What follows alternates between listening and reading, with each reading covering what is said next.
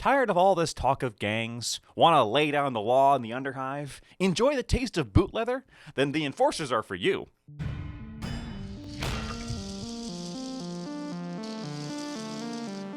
Hello and welcome to the Necromundown. Today's episode, Palanite Enforcers. The first of our non-standard gangs. And why do we say non-standard? Well, this is not one of the main 6 gangs narratively, and also rules-wise. This is where you will start to see the difference between playing a, let's be honest, fully fleshed out gang with all the trimmings and fixings, and something that is, I'm not going to say intentionally hard mode, but a little background. The Palanite Enforcers are, they're called the cops. They're joked about being the police officers in Necromunda. That's not really true, because there aren't actually police officers in Necromunda. Right. There is no difference between just Helmwar's personal secret police and just the normal police. It's all just the same thing on Necromunda. And the Enforcers are very literally the enforcers of Helmwar's will. That's their job. They do what they are told to do. Because, yeah, sometimes it is keeping the law, but sometimes that's just helping things get worse, if that's what matters to Helmwar. So they're not the good guys. Oh, hell no. No, by any way, shape, or form are they the good guys. They're enforcers of the law in the sense of literally, this is what Helmwar says we do, we go do it. Yeah. In fact, they are the bad boys. I don't know if you heard me. Bad boys. What you gonna do? I wonder if there's a Necromunda version of the Cops show where someone just follows around a Palanite Enforcer squad. Yeah. Heavily edited. In previous editions of Necromunda, the Enforcers were this super elite arbitrator tool gang.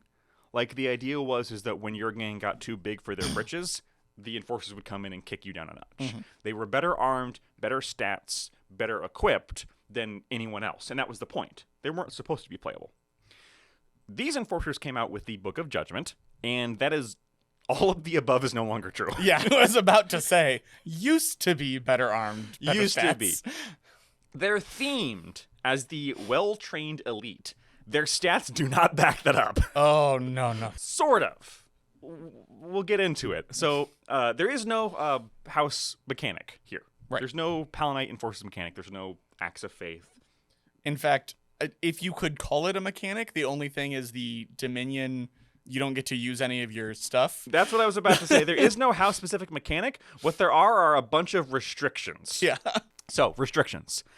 By the way, we are talking about Palanite Enforcers, not the Bad Zone Enforcers that were in a White Dwarf article or a Apocrypha. No, it was a White Dwarf article. Yes. We're going to treat that as an entirely separate gang. They're very similar. We'll do those next. But this is just for a Book of Judgment Palanite Enforcers.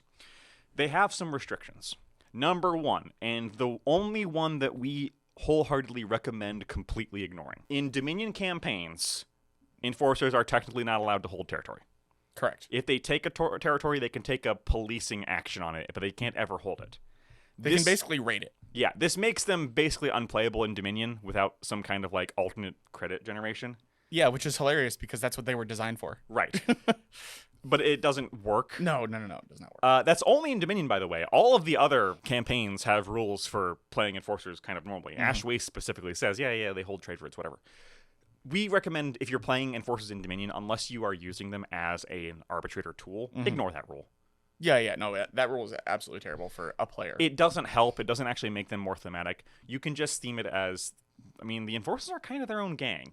They basically do operate as we hold territory, and they're taking protection from that. Definitely. The other restrictions on Enforcers are restrictive, but we do recommend keeping with them. Maybe with one exception. We'll talk about it. Sure. Number 1, you may only ever have 2 champions. That's it. Yep. You can't, it's not a per number. You do still have to have as many gang members as you do champions leaders. Yeah. But you can only ever have 2 sergeants. Not 2 of each, 2 sergeants. Period. End of story. This is a blessing and a curse because, as we'll get to, the sergeants are probably the worst champion in the game. They're really bad. I rate them as being worse than Genestealer cults, with maybe one reason they wouldn't be. Yeah. Which we'll get to. So you can only ever have 2 champions. But there's a flip side to that. Your gangers are not restricted in weapon type or trading post, unlike almost every other gang. Most other gangs, your basic gangers can only get weapons from your house list. Enforcers, this is not a typo or a mission. It says they are not restricted on their weapon choice. Now, they aren't gang creation. Yes. You still can't load up on a heavy bolter at gang creation. But throughout the campaign, your basic gangers, in addition to your Legion champions, can take whatever they want. Right. And to me, that's kind of a balancing thing. That's fair. Because, yeah, on the one hand, you could only ever have 2 champions. On the other hand, if you want to, you could have a gang of 8 plasma guns. Yeah, you can make anyone a pseudo champion. Right. At that The only thing they're missing is the skills. Right. Literally, the only thing they're missing is the skills and 1 wound. We'll talk about that. So you can only ever have 2 champions. Mm-hmm. You can only ever, but you can put anything on anyone, which is really good. The other restriction, and this is less of a restriction and more of a mechanic, is that every single enforcer comes built in with layered flak armor, manacles, which are handcuffs, and a stub gun. It's baked into their cost. It's why your patrolman is 70 credits. Yeah. And an armored undersuit. Yeah. Yeah, armored undersuit. So you're starting the game with like a 4-up save. But you don't have the choice to not pay for these things. And in the case of the stub gun, you even lose a weapon slot because of it. Yes. That's where the big problem is, because rules as written, now a lot of game groups ignore this rule. A lot of game groups ignore the part where you can't ever have a ganger get rid of their weapon. But it is in the rules. We do play with it. Yep. You can't get rid of that stub gun. It's on your roster. The flip side to that is that every single ganger, including your normal gangers, has access to tools of the trade. Yes. Which lets you have multiple weapon sets. So, and that's clearly supposed to get around that. Yeah. That was made with that in mind, definitely. Yeah, that's the one where I could see maybe just saying you're allowed to get rid of the stub gun. Just the stub gun. Nothing else. Just the stub gun. Now, normally you can, for a piece of equipment, not weapons, if you upgrade to something that is strictly better, you can drop the lower one. I would say that for enforcers, having that as a house rule, if you can upgrade your stub gun to something better, is very acceptable. It would not be a big power differential. Everybody gets plasma pistols. Also, you don't get a specialist at gang creation. Yeah. But again, it doesn't do anything. Well, it does, specialists do get to pick skills. Oh, that's true. When they level up. You don't get one at gang creation. Again, everyone still gets special or heavy weapons, but you have to naturally get into a special weapons. Right. They also don't have juvies, traditionally. They have rookies. They have a weird kind of juvie. And you can't... a rookie is your juvie. It has, we'll talk about it, bad stats. You can never recruit one normally. You cannot ever recruit one normally. You get a rookie when a normal member of your roster is deleted. So dies, retires. It's a consolation prize. Now, seems like it's not intentional, but it's very intentional. Rookies don't cost any credits. Right. So, but they still come with their stub gun under blah, blah, blah, blah. There's a big fat 0 on there. So you get a consolation prize that does not increase the cost of your gang rating. Yep. That is something. That is kind of nice. You can also get rookies via things like settlements, which, Yeah, whenever you would get a juve on your... what is it called? Is it called a settlement? Yeah. The base one? Yeah. Yeah, your base settlement. Whenever you roll to get a juvie, you get a rookie instead. Yes. Rookies also don't have any restrictions on weapon types. Which is hilarious. But they can't be promoted. There's no promotion. Yeah. And they don't have fast learner. They're always bad. FAQ clarified they get skills like normal juvies and stuff like that, but they're always bad. See, it makes no sense to me that the rookies can't upgrade to not rookies. That's the one weird part, yeah. Like, logistically, whatever. But yeah. Stub gun, flak armor, manacles, armored undersuit for base 5-up, 4-up versus blast.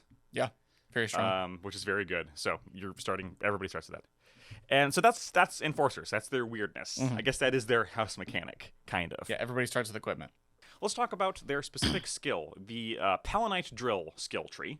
There are 2 absolutely wonderful skills from this, and the rest are kind of meh. First one, the best one, got your 6. Once per round, a standing and active enforcer may interrupt an enemy charge with a shooting action. The enemy must be visible. If the enemy is pinned and injured, the activation ends.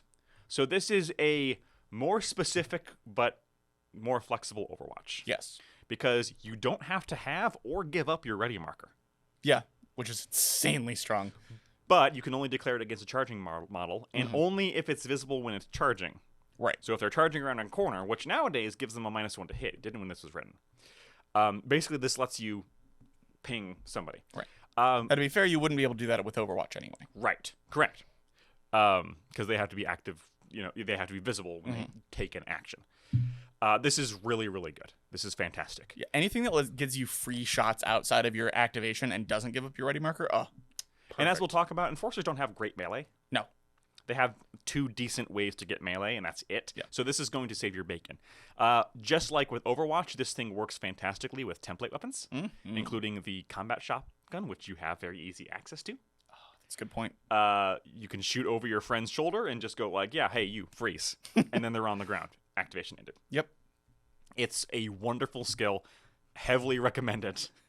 Yeah, putting that on any kind of template, so good. But anything in general, because it just uses your base weapon skill. Or ballistic skill. Well, I mean, that varies depending on... Well, yeah, okay. Fair. Next one. Helmor's Justice. When making a coup de grace roll... when making a coup de grace action, roll lasting injury twice and pick one to apply. This one's just mean. Yeah, this doesn't make you any better in game. Now, you could argue nowadays that this increases the chance of rolling capture. Yes. And it doesn't say you have to pick the worst of the 2 options. Also true. What if you're just being a nice guy? Don't pick this skill. Yeah, like what this was intended for was to make your opponents worse in future games, I guess. Which, I mean, in Necromunda, that is a thing. Yeah. Like, if you roll twice and you pick the 66, that's a tactical option. Well, I mean, even if you pick like a permanent injury, like -1 movement or something like that, it makes your future games better. But you could also never face them again, which means you make it better for your other opponents to fight against them. I don't understand. This isn't the only thing in the game that is like this. There's That's like, true. The Escher Chems had one of these, right? Yeah. And just like that, we recommend not picking it. Oh, no, it's terrible. Mostly, not even just because of the feel bad mean thing. That does have a use. Yeah. But mostly just because it doesn't make you any better in game. Yeah. An entire skill to be like, haha, one day in the future, that might come into play. Yeah. It's pretty bad. The other reason is that all of your champions have access to shooting. And shooting's amazing. and the other 2 good skills in this tree. It's not that this skill is necessarily terrible except that there are way better ones. If you've maxed out all of your, if you have all the skills you want, you've maxed out all of your stats that you want, this is a maybe? I still wouldn't pick it. I still wouldn't pick it. However, I would pick it over the next one. Nonverbal communication. Double action to make a friendly within 6 inches gain 360 degrees of vision if they pass a cool check. That's a lot of steps. Double action. So you use up both of your actions to have the skill, double action. A friendly within 6 inches. 6 inches. Get 360 degrees of vision if they pass a cool check. Pass a cool check. And you do have good cool in Enforcers. 360 degrees of vision is useful in Sentries. And Overwatch. Don't pick the skill either. That's real bad too. Yeah. If it wasn't a double action, I could see it. If you didn't also have to pass a cool check, I still wouldn't take it because it's double action. Yeah, again. But it's really bad. Yeah. Next is Restraint Protocol. When rolling to determine if a fighter is captured, add 1 for each enemy this fighter has taken out of action with a coup de grace. That is actually interesting with the new rules. It is, but the only problem is that this is back when capture rules was you would roll a 2D or a D6 at the end of the match if you won to see if you captured anybody. So it's interesting if you go to get captured against, like, I don't know, Delac or something. Yeah. But otherwise it's like nowadays this only takes effects if you roll that capture roll. Yeah. And it's not very good. Again, this guy with this skill gets captured, which is what, 2 on a D66? Or is it 3?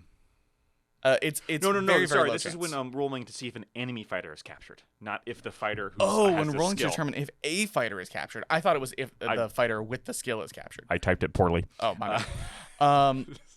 It's still really bad. No, it's still really bad. It's worse now because it used to be at the end of every game, if you won, you would roll to see if you captured somebody, and you would add +1 to that roll for every single guy this guy has taken out. Yeah.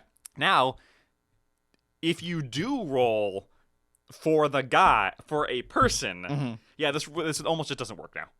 Yeah, that might have to be like, I was going to say errated, but GW's not going to do that. To my knowledge, they did not errata or FAQ it. If I'm wrong, please let me know below. Teamwork adds +1 to the number of fighters activated in a group activation. There's use for this. Yeah. There is use for this. Isn't there just straight up the same skill in, not Savant, the other one? Leadership? Leadership. It's Very similar. I think you have to pass a leadership check, though. Either way, there is use for this one, especially in Enforcers. Yes. Where taking out priority targets is kind of your thing. Mm-hmm. But the next one. Threat response. If an enemy ends a charge action within 6 inches, you may interrupt them with your own charge action. This includes the fighting part. Yeah. Which means they charge a friendly. This doesn't apply if they charge you. If they charge a friendly within 6 inches, you don't get to charge, punch them first, and then go, all right, you can go now. Between this and Got My 6, they're like the counter chargers, counter reaction. Exactly. That's Enforcers. That's what they should be now, doing. The downside is that there is only 2 models in the game that have like any kind of decent melee to do this with. Yeah. But there's a little bit of a wombo combo you can do this with. Ooh. It's still pretty. It's very good. Mm-hmm. It's just very limited who you would put this on in your gang. But as you'll see from my starting list, I have it on my leader. Fair. So, Got Your 6 and Threat Response are both fantabulous skills for shooter or melee, respectively. They both fit into Enforcers very well. Those 2 are the ones I would pick. Mm-hmm. They, as we said, they also have good access to shooting and cunning. Cunning is fantastic. Cunning is fantastic. Shooting is fantastic. Mm-hmm. We'll get to that later. So if they got something going for them, it's their skills. Yes. Except for like the other 4 in the Palanite drill skill tree. How many skill trees aren't like that, though? That's true. Shooting and cunning. Yeah. They've still got... I was going to say, no, shooting doesn't have any duds. Shooting has exactly 1 dud, and it is the dual-wielding one. But it's not a dud if you're dual-wielding. No, it's not a dud. It's just dual-wielding is kind of a meme. Yeah. But there's... Remember the Van Sar with like 42 shots on the 2? Yeah, that was great. All right. So let's get into the models and stats. Brief note. Another weirdness with Enforcers. There's 2 types of Enforcers. There's the Palanites and the Subjugators. Palanites are on 32 or 28 millimeter bases. They're the normal cops. Mm-hmm. Subjugators are the guys with the big shields who are on the 32s. They just basically a different weapon set. Yes. They have a different weapon set, different armor set. Mm-hmm. Subjugators do get better armor to start. Yes. Any non-rookie can upgrade to a Subjugator version for 10 credits. Which is a pretty good deal as long as the weapons don't matter as much. It gives them different weapons. It also gives them layered flak, which is +1 to save over normal flak. Mm-hmm. And then, so it's basically mesh armor with a +1 against blast. Yeah. So with the armored undersuit, these guys start with a 4-up, 3-up versus templates and blast. That's really good. So they're tough. They're pretty good. There's also a rule where if whatever type your captain is, you must have at least 2 of that type on your team to start. So if you pick a Palanite captain, you have to have at least 2 Palanites. If you pick a Subjugator captain, you have to have at least 2 Subjugators, which is a problem, and we'll get to. Yeah, this is sounding a lot like the Khador, a little bit, yeah.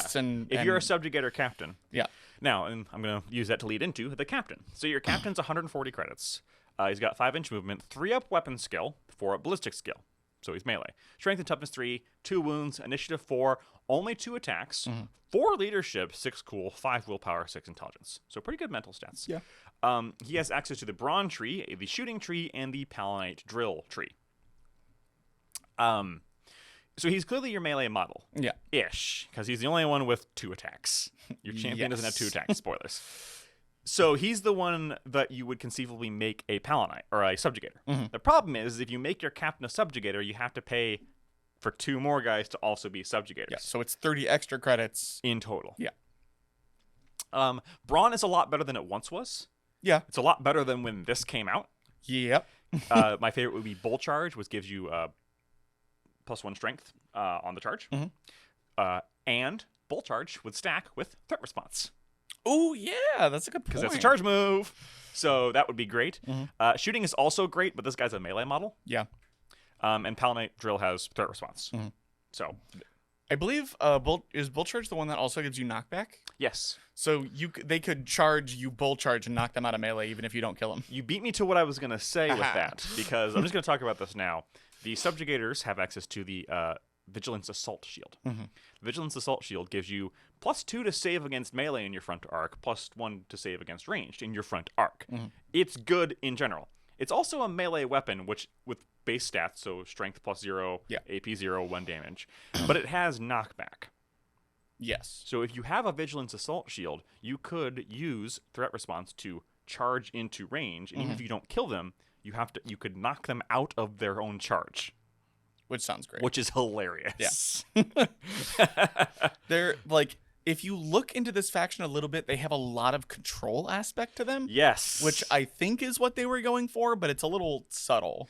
Maybe. I think that it's there. People just kind of don't realize it. Yeah. So he's only got 2 attacks, but he's got weapon skill 3, so he is your melee model. He's not a melee monster, though. Now, to be fair, there are very few leaders that have more than 2 attacks. It's basically Escher and Goliath, Basically. I believe. Yeah. So this is average for a leader. Yep. So he's only got 2 attacks. The other big downside is that they have enforcers in general. Normal enforcers, bad zone enforcers, different story. Normal enforcers have really bad melee options at creation. Yes. Like, really bad. You have the shock baton, which is absolute hot garbage. Yes. And the shock stay, which is not great, but at least has parry and versatile. It's not great, but it's somehow better than the shock baton. Yeah. That's actually the biggest problem with these guys. That's actually hilarious because I believe Van Sar have very similar melee options. They do. And Van Sar at least has the Arachna rig. Yeah.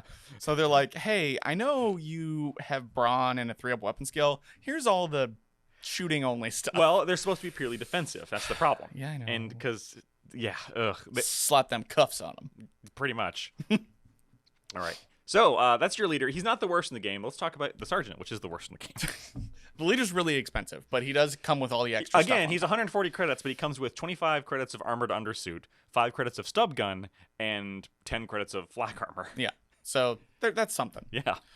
The champion is the sergeant, which is 100 credits. Movement 5, weapon skill 4, ballistic skill 4. Pretty bad. That's right. A champion with 4s and 4s. What is this, Outcasts? Yeah. Strength 3, toughness 3, 2 wounds, 4 up initiative, 1 attack, leadership 5, cool 6, willpower 6, and intelligence 7. I'm sorry, Outcasts have 3-up weapon skill. They're still better than this. They have access to the cunning, shooting, and Palanite drills, as we said earlier. Great skills. Fantastic skills, and that is their only saving grace. I would posit that this is the worst champion in the game.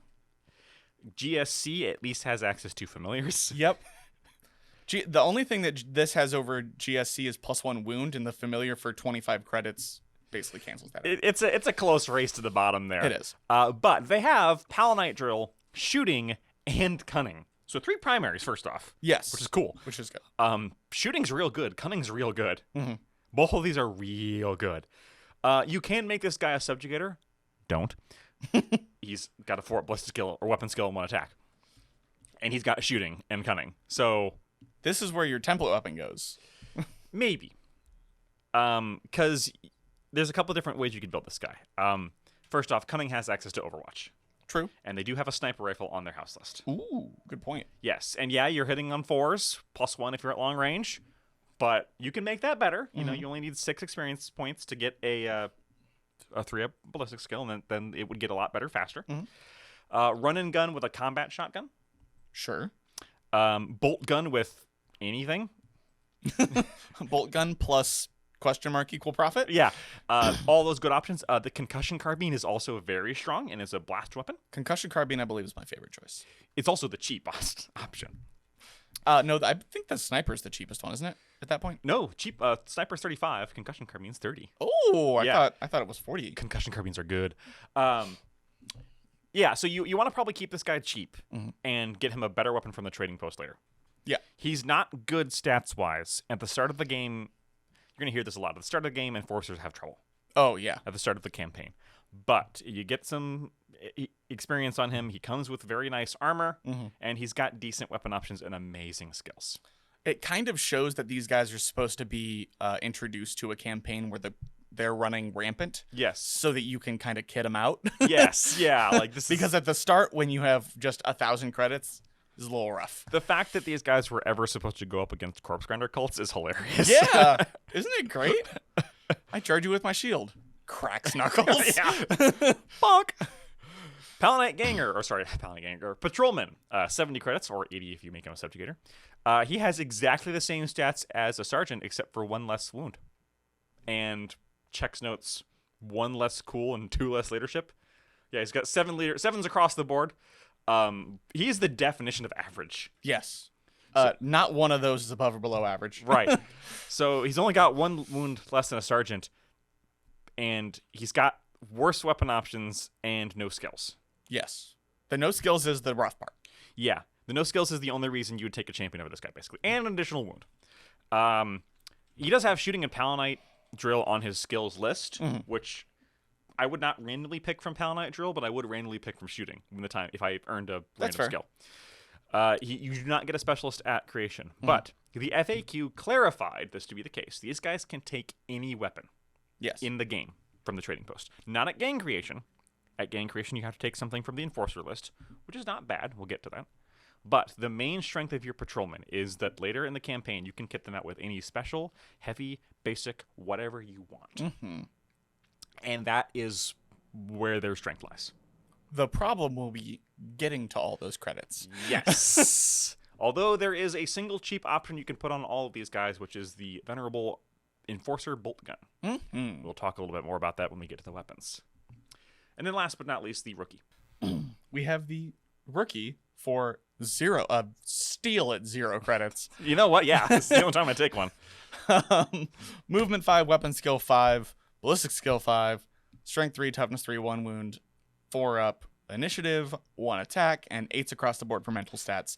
Slightly worse than average. He doesn't even have +1 movement. No, he doesn't. He's just worse at hitting and worse at mental stuff. But the main thing about these guys is you get them for free. Yep. And they don't increase your gang rating, and that is intentional. That is. So when you lose a guy, your credits are going to go down. You get one of these guys for free to replace them. Even if you buy another guy, you have an extra guy at no cost. You can also use all the weapons in the game. So you could, if you have the credits to burn, give them template weapons. Yeah. Off of the house list, you probably want to give them like a combat shotgun because it has a template and gets around their 5-up ballistic skill. Yeah. Having 5-ups, but having access to everything is just a weird mixed bag. Yeah, pretty much. We also have the Palanites do have their own crew. It's called the Ranger. They are completely and utterly average, literally, but they are only 30 credits. Sure. So that's fine. All right, let's talk brutes, pets, and vehicles. First, and I think one of the most recent releases for them. Yes, because it was in Vaults of... I always get confused. It was either in Vaults of Temenos or Ruins of Yardland. I think it was in Vaults. It was in Vaults. Yes, the vehicle was Ruins. Yes. Is the Hardcase Cybermastiff. He is 100... Bork. There we go. 130 credits. Movement 5, weapon skill 3, no ballistic skill to speak of. A strength of 3, toughness 4, 1 wound, unfortunately. 4 up initiative, 2 attacks, 8 for leadership, 6 for cool, 7 for willpower, and 8 for intelligence. Congratulations, the best melee model on your roster. That's actually not true because what we're going to talk about next. 130 credits is a lot. But he comes with a shock bite, which is a strength 3, 1 AP, 1 damage, rending, and shock melee weapon. Light carapace and a respirator because he's a robodog. Yeah, he's a robodog. But light carapace is good. Yeah. And he has the ability Tenacious, which is if he's taken out before activating, he isn't removed until he activates. So he always gets 1 activation around. Yes. Which is awesome. He does the prevent coup de grace thing, which I know he used to do. Yes. The old dog used to do that. Actually, I think I'm thinking the Orlock one. Yes, the Orlock one. The Orlock dog. The Orlock is a Cybermastiff. This is the Hardcase Cybermastiff. Yeah. Basically, this one's more durable. Yeah. So you can't coup de grace while they are within 3 of you. And if the owner is engaged, the Mastiff gets a free action to move up to 6 inches into engagement. Yes. Which is fine. This guy's fine, but 130 credits is a lot. It is a lot. And enforcers are always starved for credits anyway. That's my big problem with him. This is late campaign. You have credits to burn. I don't when know your how captain's you do that. already kitted out. Yeah. And that's the problem. Otherwise, though, he is good. He is good.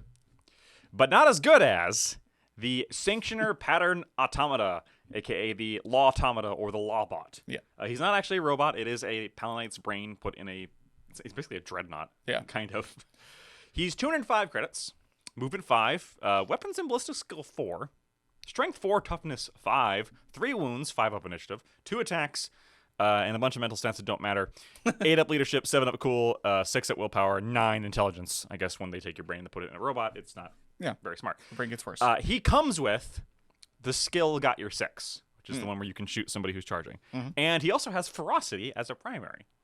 Ferocity, remember, is the things like nerves of steel, the toughness, the toughness trait, basically. All right. He's also like the most complicated brute in the entire world, excepting maybe the Sump Beast. Yeah, that's fair. Because he's got a billion different options. He comes stock with the following: light carapace armor, so 4-up safe, pacifier assault claw, which is a big claw, not a pacifier, and a heavy shock baton. And a grenade launcher array that is basically an 18-inch grenade launcher with photon flash grenades, which are good. The pacifier assault claw is a strength 4, AP1, 2 damage melee weapon with pulverize. The heavy shock baton is a strength +1, so strength 5, no AP, 2 damage with concussion and parry and shock. So the heavy shock baton is the more defensive. The pacifier assault claw is the more offensive in that it has more AP. But the strength, but less strength. Yeah, I don't know why the higher strength one has shock and the lower strength one has pulverize. Yeah, it's a little weird. I think the heavy shock baton is a little better, honestly, just because between shock and concussion and parry. Yeah, parry's really nice. Pulverize is okay. Pulverize is fine, but the EP can get you in the end. But as we'll see, you're going to replace one of these. Oh yeah, definitely. Because he also comes with automated repair systems, which is the real juice here. During recovery, you don't roll recovery if you're seriously injured. You just automatically recover as if a flesh wound was rolled. He just keeps on coming. You have toughness 5, by the way. Yeah. So with light carapace armor, then you can upgrade to heavy for only 20 credits. Which you will do. And a toughness 5 and 3 wounds? He ain't going down easy. No. He also is a mobile bulwark, which is if a friendly fighter is obscured by this guy, you count him as being in full cover. That's amazing. Yes. Which is funny and very tactical. Get behind me, Doctor. Upgrades. This is where things get complicated. Upgrades. So this is where things get complicated because there's a lot of different upgrades. First off, for 20 credits, you can take heavy carapace armor, and you will. Yes. Just do that. That's 225 credits. Now you're at the cost of an ambot. Oh, boy. Then you have 3 different weapon options. Unlike the Vansar Arachne rig, there's not this weird thing of, like, you can replace this with this and this. No. You have 2 weapons slots, basically, that come default. You can't replace your grenade launcher, interestingly. You got your shock baton and your pulverizer. You can replace one or both with one of the followings, but you can't double up. There's also no reason to double up.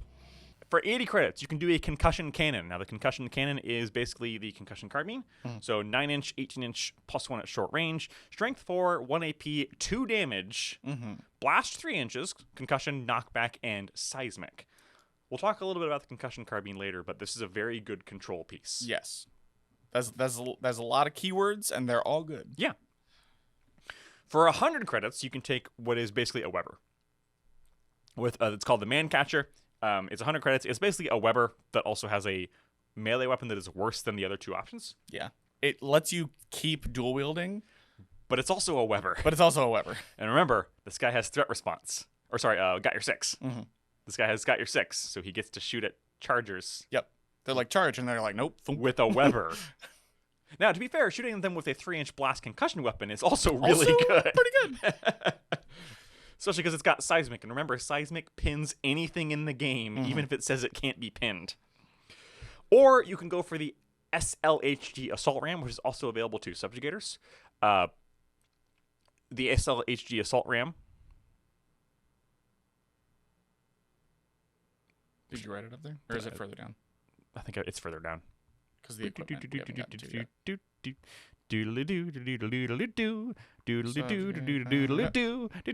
Okay. The SLHG Pattern Assault Ram Sledgehammer, Peter Gabriel. It's only 40 credits for this guy, as opposed to 90 for everyone else. So it's a melee weapon and grenade launcher combo. The grenade launcher is frag and choke, not bad. But the melee weapon is 2-inch versatile, strength +2, 1 AP, damage 2, knockback, and pulverize. So it's basically better than the other pulverized weapon. Yes, it's a straight upgrade. This is your best melee weapon option that also happens to have a grenade launcher on it. Which is a second grenade launcher, by the way. Yes, a second grenade launcher. But you can't shoot both because you can never shoot both. Yeah. You can also choose to buy other grenades for your grenade launcher array that you won't do. Fair. There's really no reason to. You can buy choke, scare, smoke, or stun. You may buy smoke for 15 credits, maybe, but everything else is so expensive. Yeah. And I don't really see the point. I agree. So, the Lawbot. This is a weird one because there's a lot of ways to build him, and he can get super expensive really fast. Yeah, starting at 205? 205. Starting at 205 and having 200 and some points of upgrades. That's a lot. And so he is a defense piece. He's a defense control piece. Yes. With Got Your 6 is the like, oh, don't charge me. Boom. Yeah. He's not a great melee monster either, but he's okay. He's not going to win a fight against an Ambot. Sure. But he might survive the fight against the Ambot. Yes. The Assault Ram is where you want to go if you want to give him melee punch. This is the other option besides the Captain for doing that in this game. That's kind of all you have. Or buying an Ambot, I guess. That is always an option. My personal favorite loadout for him is the Concussion Cannon plus the Sledgehammer. Fair. So, plus the Carapace upgrade. That's 140 credits total with the Carapace upgrade. So that does bring him to 345 credits, which is not cheap. Yeah. But the Concussion Cannon is a very good mid-range weapon that still works well with Got Your 6. And then that you have that Sledgehammer for frag grenades if for some reason you don't want to fire the crack or the Concussion Cannon, and a really good melee weapon that makes him a viable countercharge threat and also a decent range threat. The other option I like is just going with the default baton and the man catcher. Yeah. This is 20 credits less. You are much less of a threat at long range because your only ranged weapon is, you still have photon flash grenades at 18 inches, which is not bad, but your only ranged grenade is the man catcher. Only ranged weapon, is the man catcher. But that's a Weber. Yeah. And Webers be real good. True. And the baton, while it's not as punchy as the Sledgehammer, is still pretty punchy. It's still got strength 5. 0 AP, but 2 damage. Those are my options. If you want to, you could go for man catcher plus Sledgehammer, which is the most credits, but man, you'll ruin things. Yeah. And remember, the problem with brutes is you don't get to upgrade later. You have to pick at creation. Got to pick everything at creation, which is crazy for the grenade launcher where you have 4 other weapon options. Yes. Yeah, you have to pick at creation. Also, I think I believe rules as written, these all have the limited keyword, which means that once you shoot them, you can never get them back because you can never re-equip a brute. Huh. Which I think is a mistake. I don't think smoke has limited. No, smoke doesn't, but choke and the other 3 might. choke and scares do. Yeah. Yeah. So he's very expensive, but very good. Yes. He's also an amazing looking model. Oh yeah. Again, one of the most recent additions, and it shows. We talked about Fantastic. a bit about him in our Vaults of 10 Minutes review, and we really like this guy. Plus, Lawbot is just funny. Put a little cowboy hat on him. That's what I was gonna say. Yeehaw. Yeah. I'm like a 6-shooter.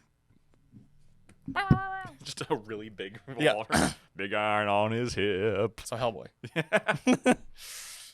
All right. And then the vehicle, the Tauros Venator, which we have talked about a bit before in our review of. This one was in Ruins of Yardland. Yeah, I don't know why they split them over 2 different books. So Enforcers currently have 3 different books that you have to get. Yep. Remember that video where we talked about Necron rules being bad? Yeah, this is why. We talked a bit about this. It's a good medium vehicle. Yeah. It's 130 credits for 7-inch movement, 5s and 5s, 4s, so front, side, rear. 3 hit points, 5 up handling, 4 up save. So it's kind of better than a default medium vehicle. Yeah. The only time it really kind of falls down is next to like a rock grinder, but we've talked about before how heavy vehicles skew everything. The main thing about the Tauros Venator is that it has the dedicated gunner keyword, which allows you to, when doing the move and shoot action, move full instead of only half.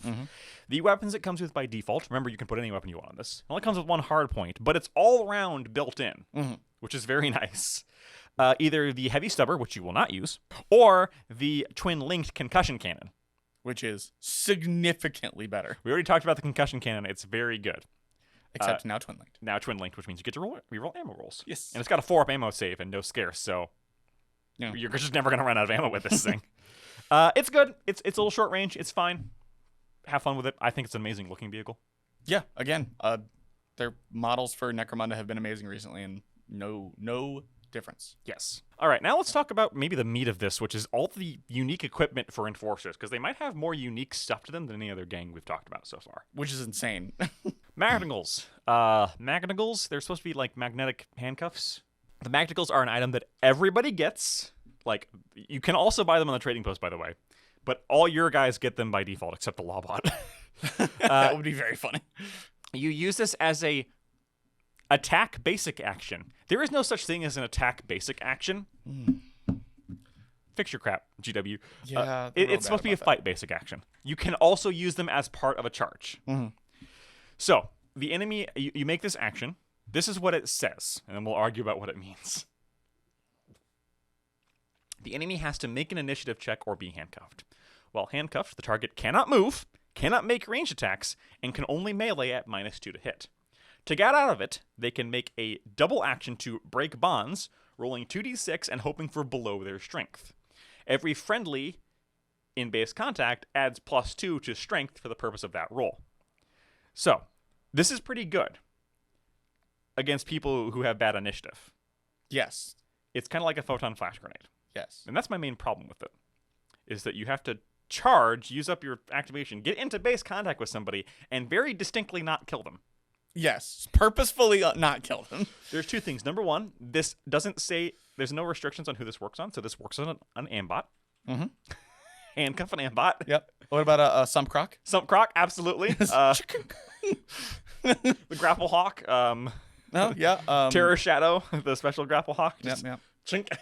You could put handcuffs on Lady Helmore. Yeah.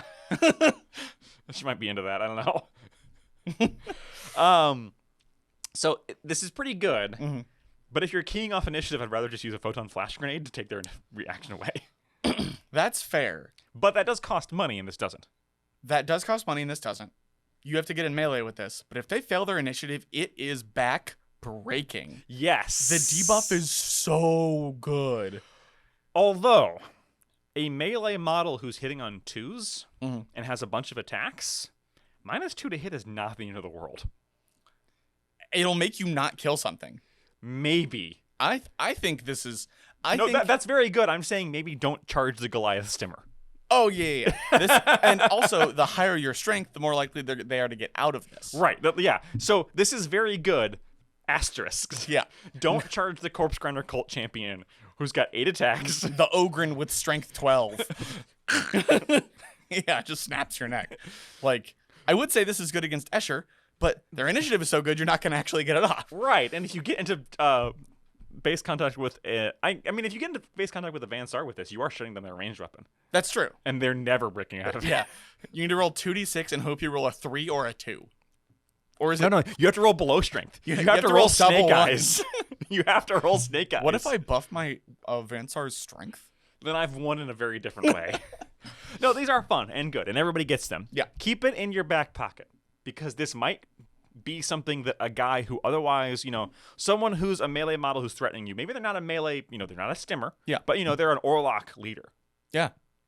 They've got strength 3, they've got that power pick, they've got 3 attacks, like 4 attacks on the charge, because they're dual wielding, and they're like, oh god, I'm going to get charged next turn, I only have a stub gun, I'm going to charge him. Clank. He does have to fail that 4-up initiative, though. It's a 50-50. Yeah, That's the other downside. Except, you do have a lot of access to the concussion keyword. Yes. Which gives people -2 initiative. That 4 becomes a 6. And suddenly, this gets real bad real fast. That's true. There is absolutely a universe where the best option for you is to hit someone with a concussion weapon, and if they don't die, the next turn is go around the corner and handcuff them. Or double activate to do it. Or group activate. Yeah, so you can have 2 guys next to each other, one concusses, one goes in, puts the manacles on them. Which is very police action. It is. Right, very non-violent, which is kind of weird for enforcers. Yeah, kind of weird for Necromundown. Now, the thing is, though, is that once you magical them, they don't go down or anything, so the implication is that you then beat them to death. Which is very Necromunda. Yep. Let's be non-violent so we can be very violent. Yes, right, yeah. Like, it doesn't actually put them down. It's just like, okay, you're handcuffed. Again, cracks knuckles. Right, yeah. Let's pull out the extra knuckle dusters. Extra knuckles. Hey, it's Gene Stealer Gold Dust. 3 knuckles. So, magicals are fun, decent. They're completely free. They don't cost you anything. Keep them in your back pocket. Yeah. Because you never know. I'm going to tell you that if I ever play Enforcers, I'm going to be using those things left and right. Just because they're funny. Because they're so funny and they're so annoying. It's like, well, I can't kill you on the charge, but I can certainly lock you up. Squats hate these. Squats hate them. Who else has really bad initiative? Squats, ogres. Well, the problem with Ogrins. Ogrin is they can break out of it easier, but it's a double action. I mean, it's a double action, and you still have to roll a 4 or below on 2d6. That's true. Even for strength 5. Yeah. Like, that's... How strong are those magicals? Jesus. They're giant iron magnetic, like, future handcuffs, dude. That's fair. If you were a cop on Necromunda, you wouldn't carry normal handcuffs either, because it doesn't do anything. Put handcuffs on the bugs that... Can you put it on a vehicle? Can I magnical a vehicle? No, the Dune Scuttler, which has Yeah, like, the multiple Dune different arms, you just handcuff one of them. Yeah, and one set, and they're like, oh. Can't move anymore. handcuff an aberrant. Yeah, I'm gonna do these left and right. I'll tell you what. Yeah, the guys with the Gene Stealer cults with the third arm, and you only lock 2 of them. It's like, well, whatever. Punch. Why can't they move? I didn't lock their legs. Maybe it does. Maybe it does. Maybe they're just so heavy. Yeah. Anyway, that's enough about this one piece of equipment. It's a fun piece of equipment. Though. It's fun. Let's get to the other fun things they have. Enforcer bolt guns. They're not the same as normal bolt guns. They're better in every way. Yes, these ones are. Yes. The Bad Zones ones are worse. Which is why they're a different gang that is we're why talking they're a about different later. gang. So the Enforcer bolt gun. Take a bolt gun, which is already, for my money, one of the best basic weapons in the game. Yeah, agreed. I don't think it should be basic. It is expensive. Well, normally they're expensive. They're 60 credits. Yeah. Enforcer bolt guns are only 50 credits. Mm-hmm. And instead of 6-up ammo, they have 4-up ammo. You know the one downside that bolt guns have? Not anymore. This is one of the Enforcer's defining traits and something you must lean on. Yes, 100%. This is a mainstay for them. The fact that you have 10 credit discount on a bolt gun that is better than a normal bolt gun, that is like auto gun but amazing, is what makes Enforcers tick.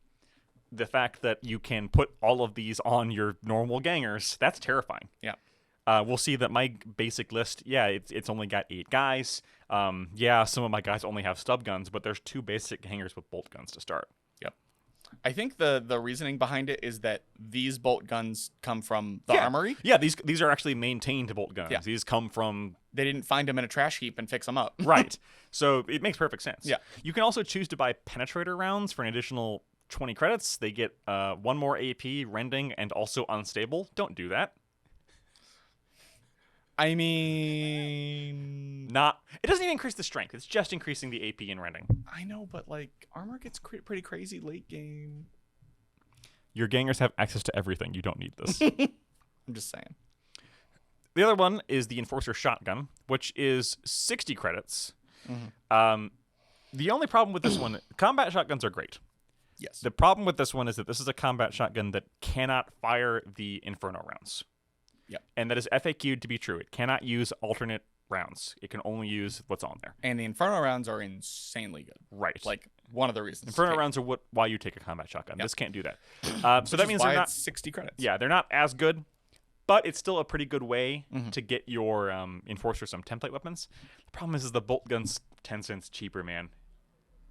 Yeah. And bolt guns are longer range, have an AP. So I could see putting this on the champion with got your 6. Yeah. To stop the charges. Yep. But otherwise... Or your rookies who have really bad... That's true. Basic, skills, and just going here, have a template weapon, do something. Yeah. I don't care. So yeah, they're still good. Yeah. And the fact that they have them is still good. The Enforcer bolt gun is just really good. Yeah. All right, next one we've talked about a little bit. Concussion Carbine is only 30 credits. Has a 9-inch short range, an 18-inch long range, +1 for the short range bonus. Strength 3, AP 1, and damage 1 is mediocre. But it has a 3-inch blast, concussion, seismic, and knockback. That is a lot of keywords. It has AP, shortish range, but that's pretty good for 30 credits. Yep. Other than the problem being that the bolt gun is right there. Yeah, but this one's 20 credits cheaper. It's 20 credits cheaper. It's also a very different roll. It is. That's true. Yeah. I really like this gun. I would probably put it on most of my guys with a few bolt guns just because they're a little more expensive. But this is a good bread and butter weapon. Yeah. So concussion. Let's go over what these things do. Concussion gives -2 initiative, which makes them more vulnerable to magicals and also photon flash grenades. Mm-hmm. Against vehicles, it gives a -2 to the handling. On hit. Yes. bear with me. Seismic. Seismic auto pins even if the target says it isn't pinned otherwise. So Nerves of Steel, don't care. There's we've talked about this before. We'll go over it very briefly. There are certain things that say they can't ever be pinned, and then also certain things that say they can't ever take an action to get up. Yeah. The way you play these, like Chaos Bond, is that they are pinned, but they can take the action to get up. Yeah, there's no reason not to. Don't ever say, "Oh no, I pinned you." No, you can't get up. That's dumb. You can't take the action. You just lay there. Don't do that. Yeah. Or if you want to rule that even a Chaos Bond can't be pinned by Seismic, which I personally don't like because I think it's not a willpower thing. It's a gravity bubble. Yeah. Seismic auto pins if it hits, even if the target might otherwise ignore it. It also bypasses saves on a wound roll of 6, which is good because that gets around your -1p1. Against vehicles, Seismic triggers a loss of control test on a hit, not damage, on a hit. Which is very good because forcing loss of control test, we talked about this in our How to Take Care of Vehicles video, right? Yep. Forcing loss of control test is a great way to try and crack tough vehicles. This one also has concussion, which gives -2 handling on hit. So every time you hit a vehicle with a concussion carbine or any of these concussion weapons, it immediately triggers a handling check at -2. Fantastic. For loss of control, which has a chance to just kill the vehicle. Roll it like butter. Right. So this is the concussion carbine, the heavy concussion carbine, the concussion ram. Yeah. The heavy concussion cannon, the concussion ram. These are your anti-vehicle weapons in Enforcers. Yes. If you're an Ash Waste, take these liberally. Yes, because they're pretty good in general, and B, they're so irritating to enemy vehicles. Oh, yeah. All right, I hit you. Taking control test at -2. And you had an 8 up to start with? Ooh, sucks. I can't believe that something with that vehicle killing power is only 30 credits. It is also 9-inch, 18-inch range. That's true. It is short range. And also, you guys have bad ballistic skill. Yes, that's true. That's the only reason that it's is 30 the credits. actual downside. And that's why no one else can get these. Let's go ahead and skip ahead talking about the concussion ram. Yeah. Which is basically the same thing, but 70 credits. And for 70 credits, you get 15 30-inch range. Significantly better. Still +1 at short range. You get another pip of strength. Strength 4. Still 1 AP, still 1 damage. In the book, it doesn't have blast. The FAQ clarified it has blast. Still has 3-inch blast. It's not unwieldy. Right. It's two-handed, so it takes up 2 spots, but it's not unwieldy. Again, this isn't a super heavy damaging weapon, but it's a really good control piece. It's 40 credits more for way better range and 1 more strength. Yeah. Worth it if you have the space, but eh. Next up is the Subjugation Pattern Grenade Launcher for 50 credits, which is cheaper than a regular grenade launcher. This one is for subjugators, by the way. Yes, it is for subjugation. It is... for 35 extra credits, you can give it Crack, which means it doesn't come with Crack normally, unfortunately. Right. And for 15 extra credits, you can give it Photon, which we've already said how amazing Photon is. Yes. So it comes with stun grenades, which are... Those are not the initiative ones. The Photon are the initiative ones. Stun grenades are... Concussion. Oh, yes. Concussion. And they do damage. Yes. They have strength 2, but they do damage. Yeah, technically. So, yeah, they're more stun grenades. So it's... kind of, it's 15 credits less than a regular grenade launcher. Right. But it doesn't have Crack, which is the main Cracks are good. Cracks are good. Man, I love me some Crack, if you know what I mean. It's fine. If you're going to take a grenade launcher, I think this is a fine option. Yeah, it's tough because crack grenades are real good. Crack grenades are ridiculously good. And if you are someone who takes your grenade launcher to stack photon grenades on it, then this combo is cheaper. That's true. The problem is that, take a drink, everybody on your list has access to everything on the trading post. Yes. So you could just buy a normal grenade launcher.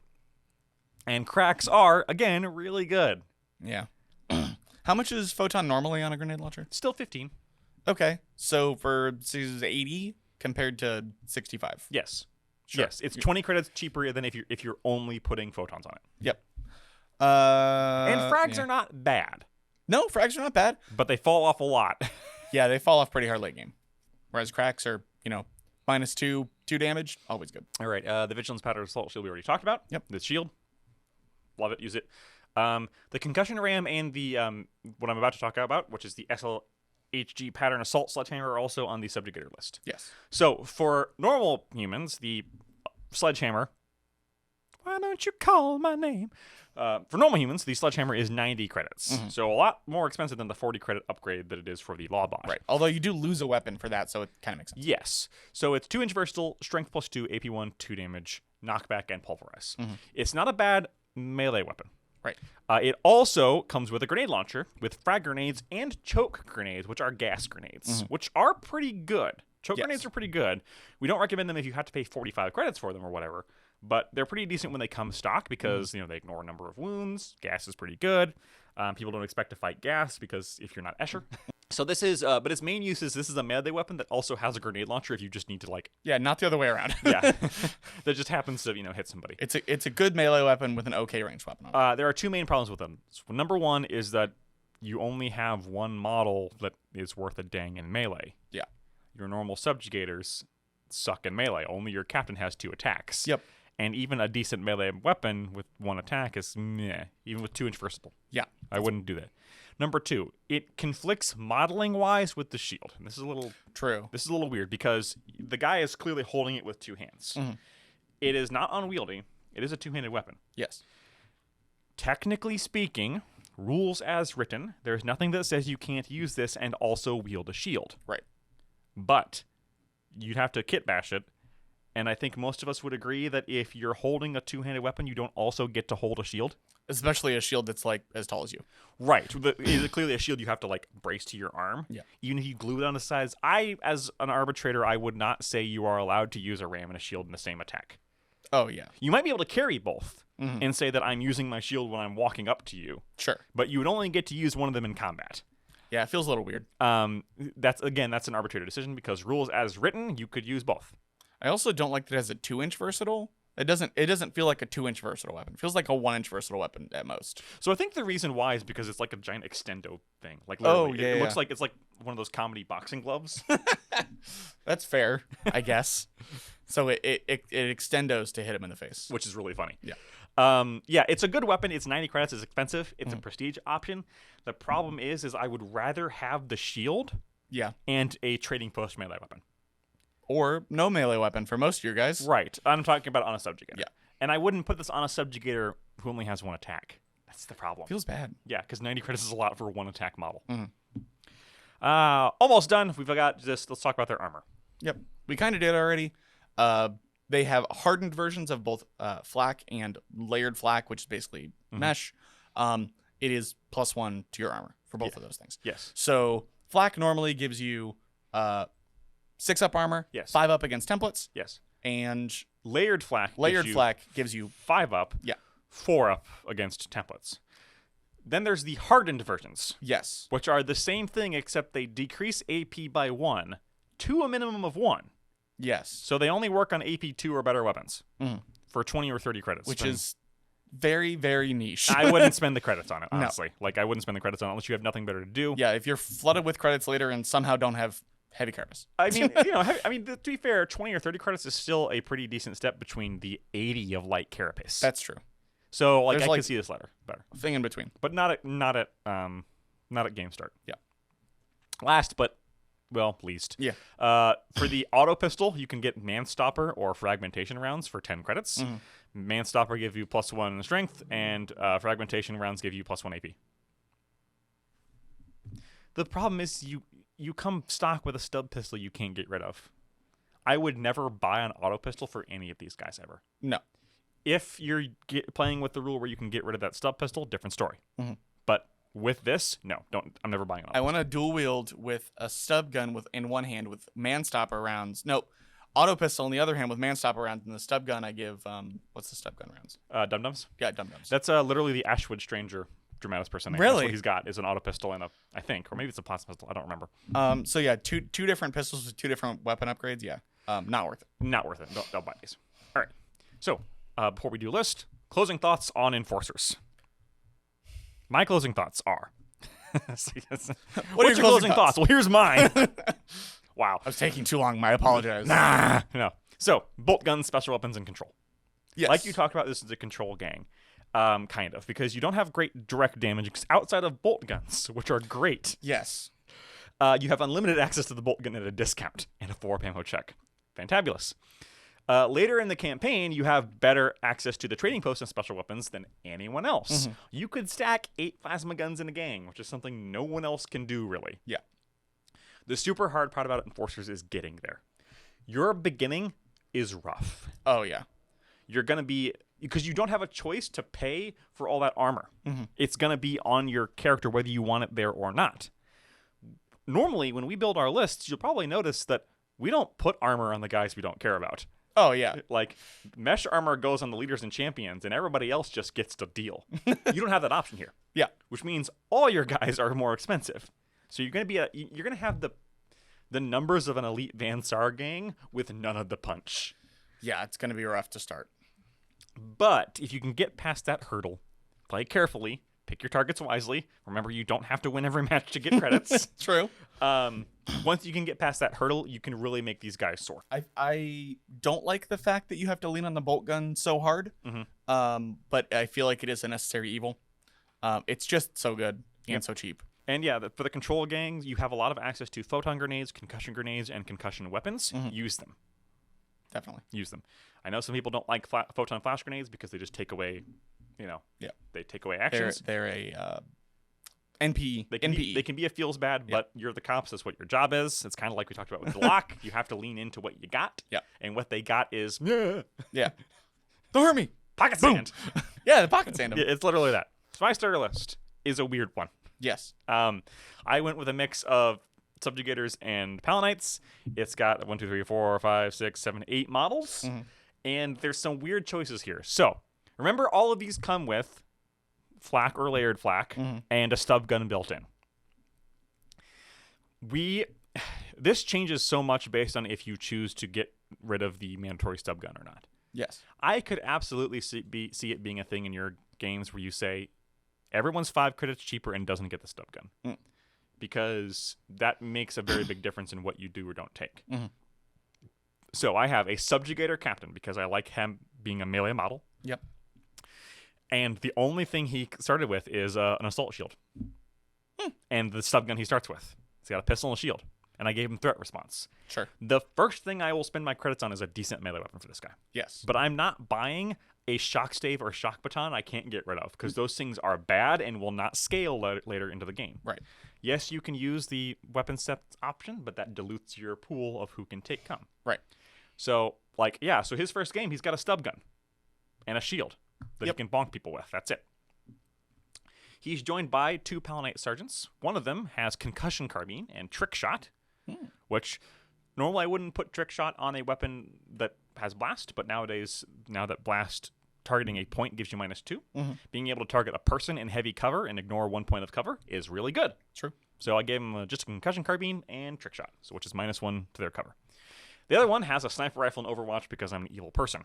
Correct. And because you have no punch, you need to play dirty. Yes. And it's also very police officer-y, right? Like, have that one guy up there with a sniper rifle. That's true. It's flavorful. He has Overwatch. Then I have the mandatory 2 subjugator patrolmen, because you have to bring 2 subjugator patrolmen if you're bringing a subjugator captain. Right. One of them has the grenade launcher and his stub gun. Nothing else. Doesn't have the shield. I'll give him a shield later, but 40 credits to start with a shield for this guy. On my leader, sure. On this guy, no. The grenade launcher has crack and the stun grenades.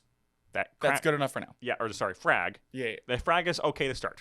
The other guy has absolutely nothing. He just has his stub gun and his armor. Yeah. Like, it's not bad. Then I've got 3 patrolmen. 2 of them have bolt guns. Yes, they do. And that's really good. Yeah, it is. 2 of them have bolt guns. And that's actually going to be where your punch comes from the first couple missions, is those 2. And one of them has nothing but a stub gun and some photon flash grenades because I had the credits left over. Yeah, fair. That brings me to a total of 1990 that gives you 10 credits to put in your bank. And 990, not 1990. Sorry, 990 gives you some credits to put in your bank. The first thing you're going to do is probably buy a decent melee weapon for your captain. Yeah. And then you're going to start buying better melee or better ranged weapons for the guys who didn't get crap. I could see some logic in replacing one of those enforcer bolt guns with another concussion carbine. Yeah. And then that would give you some more points on the last guy to replace that photon flash grenades with another concussion carbine. Yeah. in Enforcers, you're going to be seeing a lot of the same weapons over and over again because they only have a few and they're really good. Yeah. So you're going to be seeing lots of Enforcer bolt guns and concussion carbines. At least at the start. Which makes sense for police officers. It does. Like they're kind of... Everybody goes into the armory and they grab the same weapon. There's a rack of concussion carbines next to the rack of Enforcer bolt guns. Yeah. It's not like there's a rack of plasma pistols next to, Yeah. So that's my starting list. I don't think this is the best starting list you can make. Yeah. I legitimately think the best list you can make is probably pure Palanites with shooting. You're probably right. And ignoring the subjugators completely. Like, play this as a shooting gang with the got your six. Mm-hmm. Everyone's got bolt guns, sniper rifles, concussion carbines, and ignoring the subjugators entirely is probably the more competitive build, but those shields look awesome. They do look awesome. And I'm going to use them. Mm-hmm. I don't have a list for base Enforcers because I didn't look at them even a little bit until the Badlands update came out, and I did make a list for that. You'll have much more to say with Badlands. I will. And we'll have a lot to say with Badlands. That will be our next episode. Yeah. We'll talk about Makes sense to do them 2 in a row. But you, in general, you tend to favor the concussion carbine over. I like the concussion carbine a lot. I like the SLGH Ram. Mm-hmm. I believe that is my, spoiler alert, on my captain because, it has a decent melee weapon and he's the only one that's good at melee. And so I like a lot of the special weapons, and I don't believe because the Badlands bolt gun is worse. So is the Badlands concussion carbine, though. Yes, it is. But the Badlands doesn't have the... We're talking too much about the Badlands. Okay, yeah. So it doesn't have the same restrictions. You can be much more flexible. Yes. So the end-all be-all is I like the Badlands a bit more, and I will talk about that more when we do it. So, yeah, and honestly, so do I at this point, but I do think that what made this tick, and because I think when we first started talking about this, we really said, like, oh, Enforcers are they haven't aged well. Yeah. I think they've aged okay. You got to get rid of the Dominion rule. That one's bad.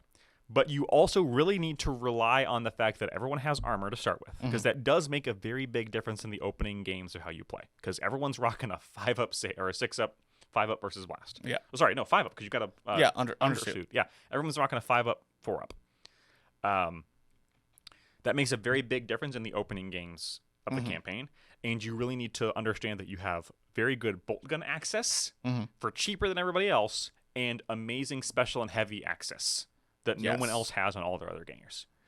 When you utilize those things, that's what makes Enforcers tick. I want to show up to a 2,000 point tournament and be like, every single guy I have has a plasma cannon. I would like you to die. Orbital. And 2 of them have Overwatch. Orbital friendship cannon loading. Are you ready? Yeah, no, there's something you can do with it. Yeah. Getting there will be the hard part. Yes, of course.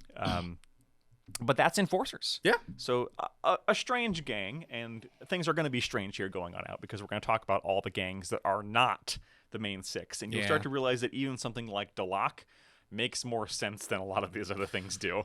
Yeah, I can't wait to talk about Venators. Right. Venators might be last. It might be last.